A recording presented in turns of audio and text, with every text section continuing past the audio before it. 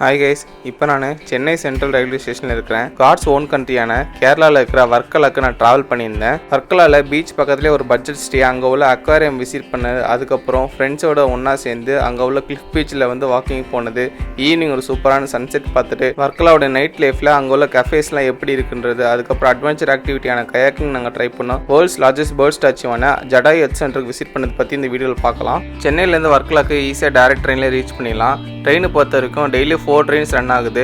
டிக்கெட்டோட fair sleeper கிளாஸில் 475 rupees charge பண்ணுறாங்க. நாங்கள் ஏறின ட்ரெயின் மதியம் 3:20 சென்னையிலேருந்து கிளம்பி நெக்ஸ்ட் டே மார்னிங் 6:30 போல் வர்க்கலா சிவகிரி ரீச் ஆகும். கிட்டத்தட்ட ஒரு 14 to 15 hours ஜர்னி இருக்கிறதுனால ஒரு 1.5 மாதம் முன்னாடி பார்த்தீங்கனாலே உங்களுக்கு கன்ஃபார்ம் டிக்கெட் கிடச்சிரும். இந்த ட்ரிப் பொறுத்த வரைக்கும் ஃப்ரெண்ட்ஸ் நாங்கள் மொத்தம் 8 பேர் சேர்ந்து கேங்காக போனோம். ட்ரெயினில் போகிறப்ப ஜாலியாக சில கேம்ஸ்லாம் விளையாண்டு போனோம். சூப்பர் ஃபன்னாக இருந்துச்சு. நைட்டு ஒரு 8 o'clockலேருந்து 9 o'clock போல் சேலம் அண்ட் ஈரோடு ஜங்ஷன் வரும். அங்கேயே நீங்கள் டின்னர் வாங்கி சாப்பிட்டுக்கலாம். நைட்டு ரேண்டமாக எழுந்து பார்த்தப்ப கொச்சி இன்டர்நேஷனல் ஏர்போர்ட்டை கிராஸ் பண்ணி போயிட்டு இருந்தோம். லைட்ஸ்லாம் போட்டு சூப்பராக இருந்துச்சு பார்க்குறதுக்கு. மார்னிங் ஒரு 6:30 போல் வர்க்கலா சிவகிரி ஸ்டேஷன் ரீச் பண்ணிடலாம். வர்க்கலா பிளாக் சாண்ட் பீச் பக்கத்தில் இருக்க ஒரு ஹோம் ஸ்டேயில் நாங்கள் தங்கியிருந்தோம். 8 members 2 ரூம் ப்ரொவைட் பண்ணியிருந்தாங்க. மொத்தமாக பார்த்தீங்கன்னா 2 daysக்கு 6,600 rupees தான் சார்ஜ் பண்ணாங்க. எங்களுக்கு ஈச் ஷேர் பார்த்தீங்கன்னா கம்மியாக வந்துச்சு. அரேபியன் சி பக்கத்தில் ஒரு சூப்பரான வியூ பாயிண்டில் லொக்கேட் ஆகிருக்கு இந்த ப்ராப்பர்ட்டியில் நிறைய ஃபாரினர்ஸுமே ஸ்டே பண்ணியிருந்தாங்க. ப்ராப்பர்ட்டியோட டீட்டெயில்ஸ் நான் டிஸ்கிரிப்ஷனில் கொடுக்குறேன், செக் பண்ணி பார்த்துக்குங்க. மார்னிங் டைம் பீச் சைடில் ஃப்ரெஷ் ஏரை ப்ரீத் பண்ணிவிட்டு அந்த காம்ஃபுல்லான பீச்சை பார்த்து ரசிக்கிறது ரொம்ப சூப்பராக பீஸ்ஃபுல்லாக இருந்துச்சு. 15 hours ஜேர்னி முடிச்சுட்டு வந்தனால கொஞ்ச நேரம் ரெஸ்ட் எடுத்துகிட்டு ரிலாக்ஸ் பண்ணிவிட்டு நெக்ஸ்ட்டு நாங்கள் சுற்றி பார்க்கணும்னு சொல்லி கிளம்பிட்டோம். அப்படி ஃபஸ்ட்டு போன பிளேஸ் தான் பார்த்தீங்கன்னா அக்வாரியம். இந்த அக்வாரியம் பிளாக் சாண்ட் பீச் பக்கத்தில் இருக்குது. இதுக்கு என்ட்ரன்ஸ் ஃபீஸாக ஒரு ஆளுக்கு 30 rupees சார்ஜ் பண்ணுறாங்க. ஃபாரினர்ஸாக இருந்தால் ப்ரைஸ் அதிகமாக இருக்கும். அக்வாரியமில் ஃபஸ்ட்டு உள்ள நுழைஞ்சு லெஃப்ட் சைடில் இருந்தது தான் ஜெல்லி ஃபிஷ். இந்த ஜெல்லி ஃபிஷ் பொறுத்த வரைக்கும் கிட்டத்தட்ட 2 மீட்டர் வரைக்கும் வளரும் அப்படின்ற மாதிரி சொல்கிறாங்க. இந்த ஃபிஷ் பார்த்தீங்கன்னா கட்டாயி 2ஆக பிரிஞ்சாலும் 2 தனித்தனி உயிரினமாக வாழும் அப்படின்ற மாதிரி சொல்கிறாங்க. இந்த அக்வாரியமில் இந்த மாதிரி ஒரு ஃபிஷ் டேங்க் பக்கத்துலையும் அந்த ஃபிஷ்ஷோட கேரக்டரிஸ்டிக்ஸ், நேமு, எவ்வளோ நாள் உயிர் வாழும்னு சொல்லிட்டு எல்லா டீட்டெயிலுமே வச்சுருந்தாங்க. நிறைய கலரான ஃபிஷ்ஷஸை அந்த இடத்துல பார்க்க முடிஞ்சது. கிட்டத்தட்ட ஒரு 4 மாடிக்கு பார்த்தீங்கன்னா நிறைய டேங்க்ஸில் டிஃப்ரெண்ட் டைப் ஆஃப் ஃபிஷ்ஷஸ் வச்சுருக்காங்க.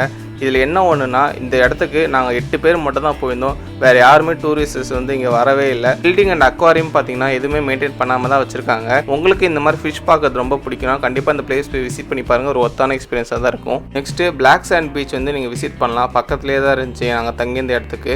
ஆனால் நாங்கள் போனப்போ நல்லா வெயில் இருந்தனால பக்கத்தில் இருக்க ராக் பீச்லேருந்து பார்த்துட்டு அப்படியே வந்துட்டோம். நெக்ஸ்ட்டு வர்க்கலாவில் ஃபேமஸாக இருக்கிற கிளிஃப் பீச்சுக்கு தான் போனோம். இந்த கிளிஃப் பீச்சுன்றது ஒரு மலை மாதிரி ஒரு பகுதி. அந்த பகுதியில் சைடில் ஒரு வழி வச்சுருப்பாங்க. சுற்றிலும் பார்த்தீங்கன்னா ரெஸ்டாரண்ட்ஸ் அண்ட் கஃபேஸ் இருக்கும். அங்கேருந்து அந்த பீச் பார்க்கறதுக்கு சூப்பரான ஒரு வியூவாக இருக்கும். வர்க்கலாவில் பேராகிளைடிங், பேராசைலிங் சொல்லிட்டு ஆக்டிவிட்டீஸ்லாம் அவைலபிளாக இருக்குது. அதுக்கு ஒரு 10 to 15 minutesக்கு கிட்டத்தட்ட 2000 4,000 இருக்குது. சீசனுக்கு எதமாக சார்ஜ் பண்ணுவாங்க. இந்தியாவோட வெஸ்ட் போர்ஷனான அரேபியன் சி ஓரத்தில் தான் இந்த வர்க்கலா இருக்குது. ஸோ சன்செட் நீங்கள் நிச்சயமாக மிஸ் பண்ணாமல் வர்க்கலா பீச் சைடு வந்துடுங்க. ஆல்ரெடி நான் வர்க்கலா விசிட் பண்ணது வீடியோ போட்டிருப்பேன். பார்க்காதவங்க டிஸ்கிரிப்ஷன் அண்ட் கார்ட்ஸில் லிங்க் கொடுக்குறேன், செக் பண்ணி பார்த்துக்குங்க. வெஸ்ட் சைடு இருக்கனால சன்செட் பொறுத்த வரைக்கும் ஒரு 6:30 7 வரைக்கும் பார்த்தீங்கன்னா வெளிச்சம் இருக்கும் நமக்கு. இப்போ நீங்கள் பார்க்குற கிளிப்பிங் பார்த்தீங்கன்னா அரௌண்ட் 6:45 போல தான் ஷூட் பண்ணது. நெக்ஸ்ட்டு வர்க்கலாவோட நைட் லைஃப் பற்றி பார்ப்போம். நைட் லைஃப் பொறுத்த வரைக்கும் இந்த கிளிப் பீச் சைட் போனாலே சூப்பரான ஒரு வைபியான ஃபீல் கிடைக்கும். ஆல்மோஸ்ட் அங்கே இருக்க எல்லா ரெஸ்டாரண்ட்லையும் கலரான லைட் போட்டு நிறைய மியூசிக் பேண்ட் பாட்டு பாடிட்டு இருப்பாங்க. நிறைய தமிழ் சாங்ஸுமே அவங்க ப்ளே பண்ணுறது நம்மளால் பார்க்க முடிஞ்சுது. நாங்கள் போனது ஒரு வீக்கெண்ட் அப்படின்றனாலையும் சாட்டர்டே நைட் அப்படின்றதுனாலையும் ரொம்ப ஒரு வைபாக இருந்துச்சு வர்க்கலா ஃபுல்லாகவுமே. வர்க்கலாவில் இருக்க கிளிஃப் பீச் சைடில் உள்ள மரத்துலலாம் பார்த்தீங்கன்னா லைட்லாம் தொங்க விட்டு பார்க்க ரொம்ப கலர்ஃபுல்லாக சூப்பராக இருந்துச்சு. நெக்ஸ்ட் டே ஒரு கார் ரெண்டல் எடுத்துகிட்டு நாங்கள் கயாக்கிங் போகலான்னு பிளான் பண்ணியிருந்தோம். இந்த கயாக்கிங் பொறுத்த வரைக்கும் வர்க்கலாலேருந்து ஒரு 10 kilometer வெளியே இருக்குது. காரோட ரெண்ட்டை பொறுத்த வரைக்கும் ஒரு 7 seater கார் 3800 சார்ஜ் பண்ணாங்க. 1 day ஃபுல்லாக நம்ம எங்கே வேணாலும் சுற்றி பார்த்துட்டு வரலாம். நீங்கள் கயாக்கிங் அந்த மாதிரி ஆக்டிவிட்டிஸ் எதுவும் ட்ரை பண்ணுறீங்கன்னா ஒன்று சன்ரைஸ் இல்லை சன்செட்டில் ட்ரை பண்ணுங்கள். இல்லைனா வீல் ரொம்ப ஏறி ஒரு மாதிரி நமக்கு எனர்ஜி லாஸ் ஆகிற மாதிரி இருக்கும். நாங்கள் போனப்போ அங்கே ஒரு செட்டு கயாக்கிங்க்கு போக ரெடியாக கிளம்புறதை பார்க்க முடிஞ்சது. கயாக்கிங் போகிறதுக்கு முன்னாடி ஒரு 15 minutes போல் ப்ராப்பரான ட்ரைனிங் நம்ம கொடுத்து தான் நம்மளை போட்டில் ஏற வைப்பாங்க. ஸோ எந்த ஒரு பிரச்சனையும் இல்லை. சேஃப்டி பொறுத்த வரைக்கும் லைஃப் ஜாக்கெட் கொடுத்துருப்பாங்க. ஒரு கைடு எப்பயுமே நம்ம கூட வருவாங்க. பேக்கேஜ் பொறுத்த வரைக்கும் 1 hourக்கு 500 rupees சார்ஜ் பண்ணுறாங்க கயாக்கிங்க்கு. நாங்கள் எக்ஸ்ட்ரா டைமே எடுத்துகிட்டு வாட்டர் ஃப்ளோட்டிங் சொல்லிட்டு இன்னொரு ஆக்டிவிட்டிஸ் எடுத்துக்கிட்டோம். எங்களுக்கு 850 rupees ஆச்சு. நாங்கள் மொத்தம் 2.5 hours to 3 hours time spend பண்ணோம். சன்ரைஸ் ஆகிறத இந்த மாதிரி ஒரு லொக்கேஷன் பார்க்கறதுக்கு ரொம்பவே சூப்பராக இருந்துச்சு. போட்டை பொறுத்த வரைக்கும் வெயிட் பேலன்ஸ்க்காக சிங்கிள் ஆர் டபுள் ஷேரிங் கொடுப்பாங்க. போட்டை எடுத்து ஒரு 10 minutes அப்புறம் தான் நமக்கு ஓரளவுக்கு கண்ட்ரோல் வந்துச்சு. அதுக்கப்புறம் நீங்கள் ட்ரைவ் பண்ணிங்கன்னா சூப்பராக ஜாலியாக என்ஜாய் பண்ணிக்கலாம். ஃப்ரெண்ட்ஸ் கேங்கோடு வந்தீங்கன்னா ஆளுக்கு ஒரு போட் எடுத்துகிட்டு ஜாலியாக என்ஜாய் பண்ணி ரைட் பண்ணிக்கலாம். ஒரு ஒர்த்தபிளான சூப்பரான எக்ஸ்பீரியன்ஸாக இருக்கும். இந்த கயாக்கிங் ரைடை பொறுத்த வரைக்கும் மேங்க்ரோவ் ஃபாரஸ்ட் வழியாக நம்ம போயிட்டு வருவோம். மொத்தமாக ஒரு 4 கிலோமீட்டர்ஸ் ஆகும். மேங்க்ரோவ் ஃபாரஸ்ட் ஏரியா வந்ததுக்கப்புறம் போகிற ரூட்டே சின்னதாகிடும். அங்கே நிறைய போட்ஸ் பார்த்தீங்கன்னா அடுத்தடுத்து போக முடியாமல் இடிச்சிட்டு நின்றுச்சு.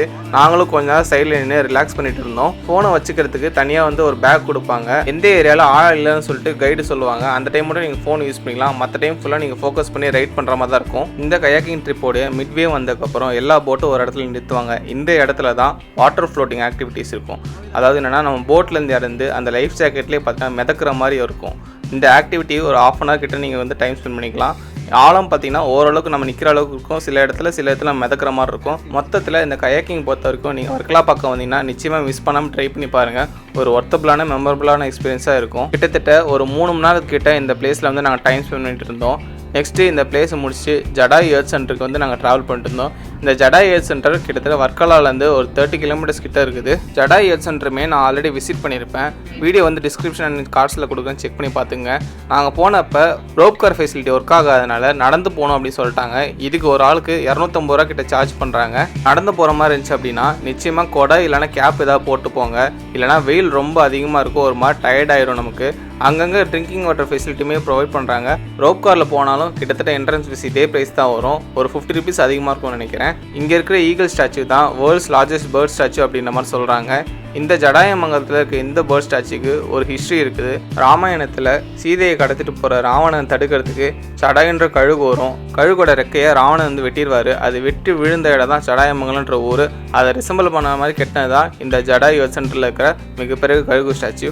இந்த ஸ்டாச்சு இருக்கிற மலையில் ராமரோட ஃபுட் பிரிண்ட்ஸ் இருக்குது அப்படின்ற மாதிரி நம்பப்படுது. அது போக இங்கே ராம் லக்ஷ்மணுக்கு தனியாக ஒரு கோயிலும் வச்சு வழிபாடு செஞ்சுட்டு வராங்க. இந்த பிளேஸ்க்கு வந்தீங்கன்னா கண்டிப்பாக 2லேருந்து 3 மணி நேரம் டைம் ஸ்பெண்ட் பண்ணுற மாதிரி இருக்கும். அதுக்கேற்ற மாதிரி நீங்கள் பிளான் பண்ணி வச்சுக்கோங்க. Varkala cliff beach and Jatayu earth centre பற்றி ஆல்ரெடி நான் ஃபுல் வீடியோ போட்டதுனால இதில் நிறைய கவர் பண்ணல.